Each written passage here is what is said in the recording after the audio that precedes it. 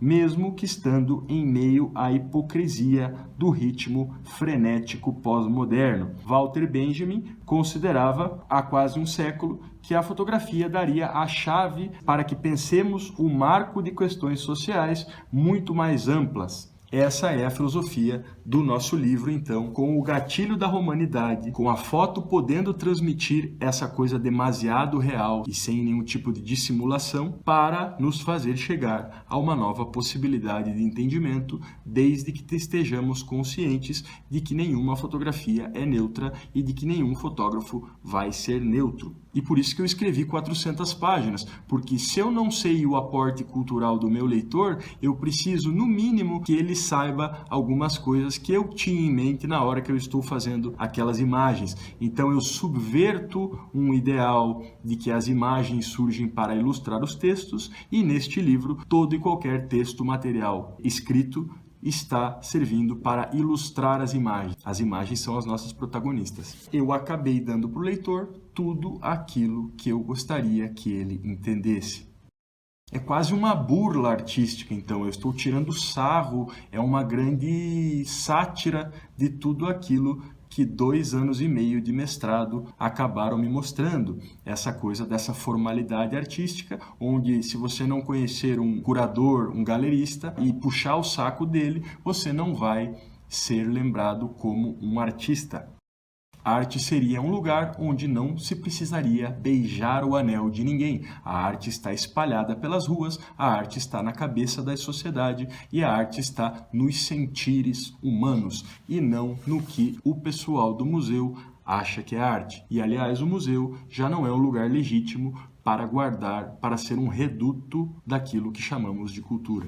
Entrando então no berço latino da nossa civilização, vamos falar sobre Roma, elencando alguns elementos que haviam em Roma, que são as chamadas não-verdades históricas. Entre elas, uma libertinagem sexual totalmente desenfreada, os festivais a Baco, os festivais a Dionísio, que posteriormente acabaram conformando as Lupercales, a pederastia, a escravidão, o excesso de produção de lixo, que era um consumo quase desenfreado desde aquela época, e Roma não possuía coleta seletiva, ela acabava sendo um lugar bastante sujo e desorganizado, e uma torre de Babel, onde quase ninguém se entendia, numa ideia de busca desenfreada pelo prazer. Quase um hedonismo grego, fazendo sempre paralelos, construindo sempre institutos paralelos para a cultura grega, para não falar que eles estavam se apropriando, e sim adaptando. E Roma mesmo, com tudo isso, faz 2000 anos que continua interferindo nos nossos tabus, desde o axioma mais elevado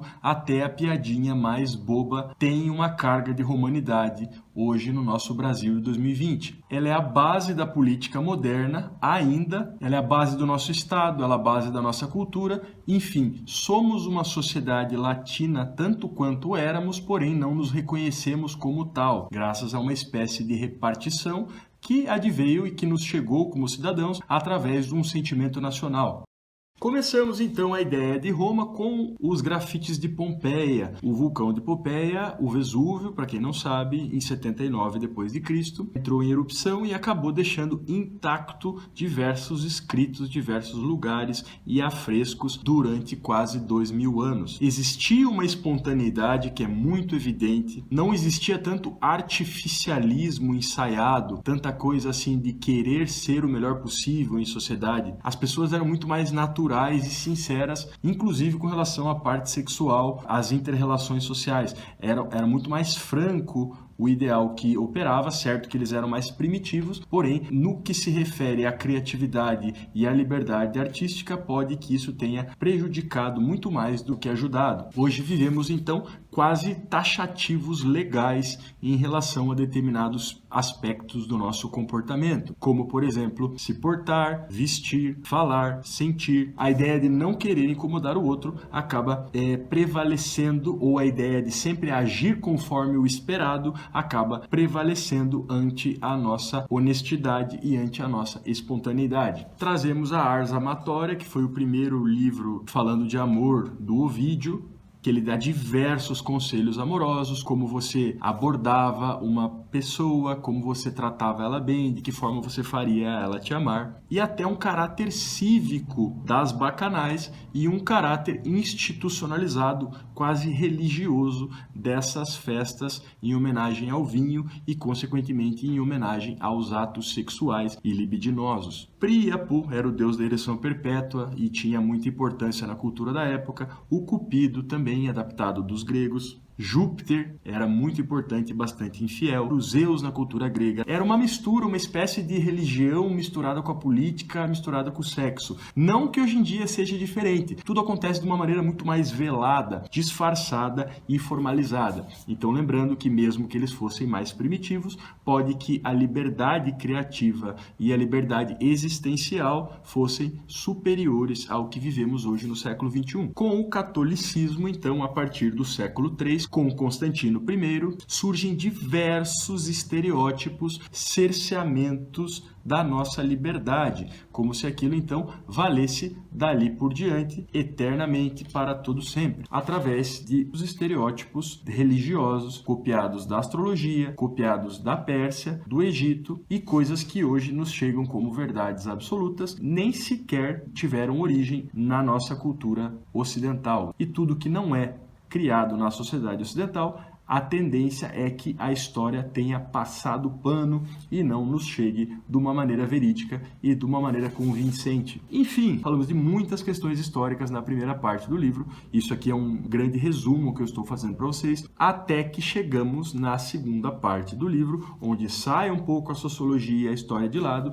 e entra a filosofia, suscitando o porquê de não termos, por exemplo, no latim, a palavra imagético. Pelo menos no português, de maneira formal e formalizada, ainda não a temos, e nem sequer no espanhol. Isso existia na época da escritura do livro, já que a imagem tem uma interpretação muito mais orgânica. Como já falamos ao início, não é preciso que eu participe de determinada cultura, como a chinesa, para que eu possa entender aquilo que um fotógrafo chinês está me dizendo. O sentido imagético, então, é uma interpretação orgânica. O sentido simbólico, então, que é a palavra mais difundida para substituir o imagético, é um sentido convencional e convencionado. Por quê? Sem uma convenção de trás, sem uma cultura convencionando algo, eu não posso chegar a conclusão nenhuma sobre um signo ou sobre um símbolo. A imagem possui menos fronteiras, menos decoro, menos formalidade e menos pompa e circunstância para que você consiga entender. Sendo uma imagem superior a 1000 palavras e um símbolo superior a 1000 imagens,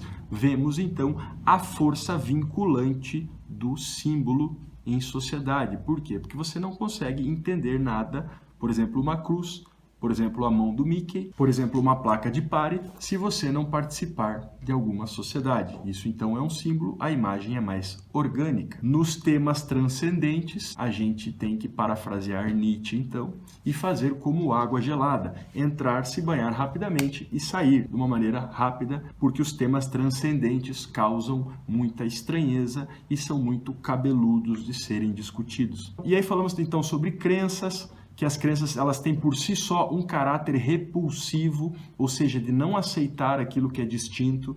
Também voltamos à origem do símbolo, que da mesma forma como a crença era repulsiva, o símbolo era um sufocador, era uma expressão conforme um estado de consciência ou um estado de aceitação, ou seja, as pessoas que usavam do símbolo eram pessoas que estavam conforme determinado tipo de entendimento. A própria crença e símbolo, então, nascem como parâmetros de distinção, não de integração. Era como se fossem os aceitadores e os negadores, tanto do símbolo quanto da crença. No mundo de hoje, isso meio que se perde, né? Porque a gente tem uma sobredose, uma sobrecarga simbólica que ele acaba tomando outros significados ou aceitando outros padrões de entendimento que não os originais. Logo, porque somos 7 bilhões de pessoas no mundo e os pensamentos divergem muito e vez e hora ou outra acabam coincidindo e se encontrando entre os seus semelhantes. E todas essas questões repulsivas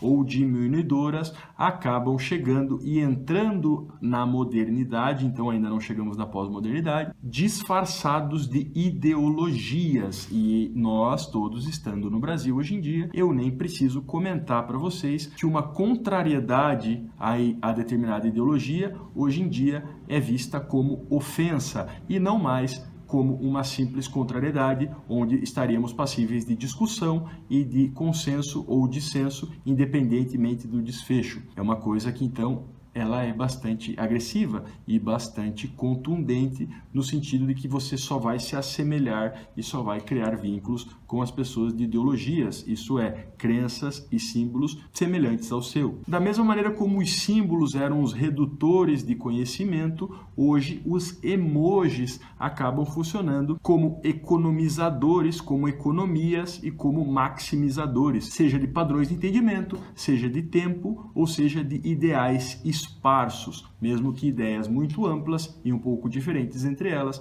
acabam unificando dentro de uma ideia simbólica do emoji, por exemplo. Então, muito provavelmente, como a nossa cultura é muito dinâmica, em poucos anos talvez não tenhamos mais um alfabeto, e sim tenhamos um alfabeto de emojis, que é muito mais complexo, é quase um ideograma das línguas orientais. Não temos tempo para ficar escrevendo longos textos. Logo, tudo é muito contundente, tudo é muito imediato, tudo é esvaziado quase num instante.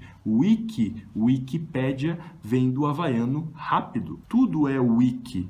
Tudo é digi, tudo é smart, talvez a tecnologia até mais smart do que o ser humano, do que o homo tecnológicos que hoje aperta e olha para o telefone o dia inteiro sem parar. Ainda temos as nossas tradições e estereótipos, que o estereótipo vem da estereotipia, que eram moldes duros e rígidos, incontornáveis e indeformáveis, que faziam o mesmo molde, ou seja, o mesmo padrão de entendimento, quem quer que fosse a pessoa. E as tradições, também muito duras e muito rígidas, elas são repassadas sem passar por raciocínio lógico nenhum, apenas repassamos tradições porque assim entendemos que elas são boas e que elas são positivas. Então as tradições, de alguma maneira, nada mais romano do que as tradições e que os estereótipos, seriam diversas sujeições históricas a procedimentos hierárquicos, muitas vezes colocados de maneira impositiva e colocados na marra para a população, sem nenhum tipo de fundamentação racional por trás. E essas tradições e estereótipos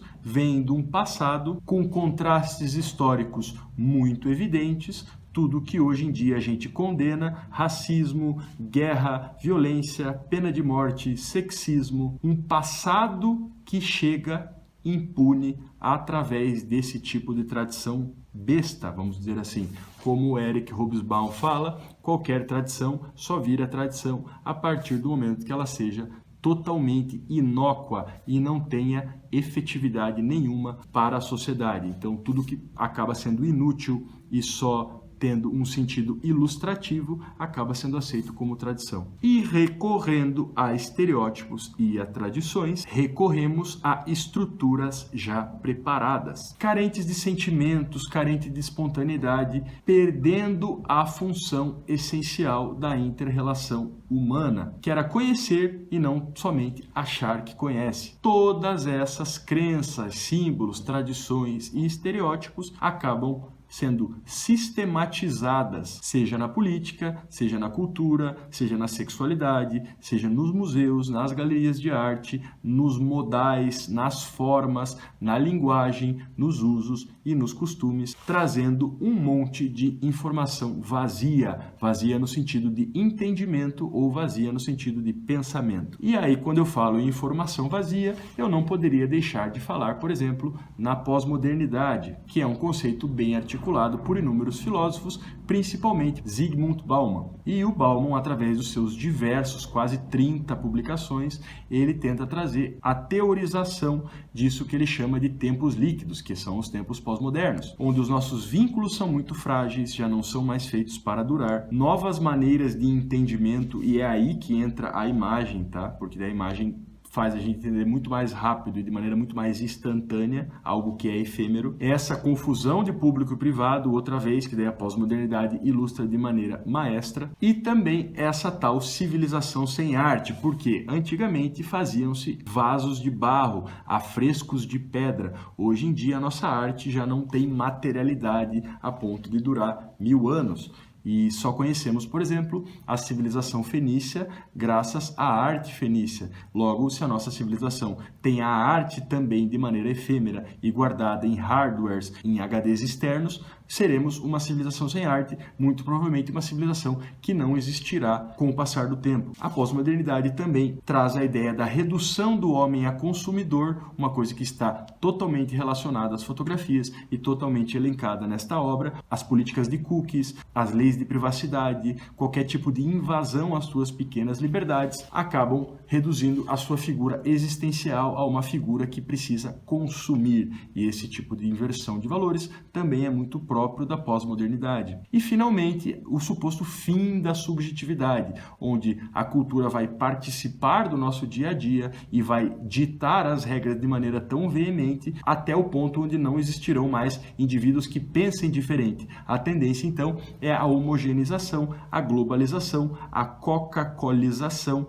de todos os indivíduos ocidentais. Então, esses são alguns problemas bastante cabeludos que eu elenco aqui, de maneira como Nietzsche dizia, entrando e saindo na água fria, só para plantear, só para propor determinados tipos de dúvida, muito mais do que para fazer você mudar de entendimento. É só para botar as pulguinhas atrás das orelhas. E como já falamos demais, ainda teríamos diversos institutos teóricos, categorias teóricas criadas no livro Evo e Baco, como, por exemplo, a fotografia porn, que ela é pornográfica porque ela ultrapassa a barreira do erótico, ela mostra demais, ela não esconde nada. A fotografia diabólica, que é tudo aquilo que a religiosidade sempre abominou, inclusive a igreja tendo criticado veementemente a fotografia, pois ela seria a reprodução de uma coisa que só Deus estaria habilitado por fazer, habilitado por deixar conhecer. Então, tudo aquilo que a religiosidade teme é uma reprodução do real. E a hipocrisia